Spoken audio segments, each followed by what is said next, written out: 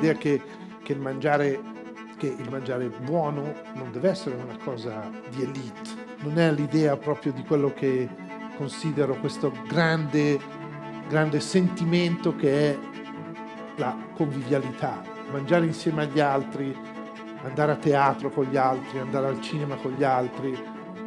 far parte delle altre persone, della vita delle altre persone, è una cosa importante.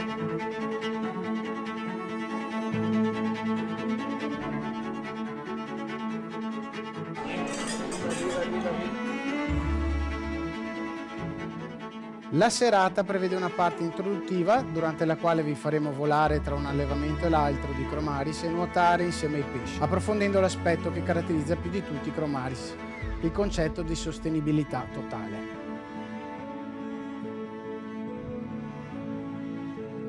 I'm really delighted to see such a nice number, such a lovely faces, full of smile and full of good energy in this great building.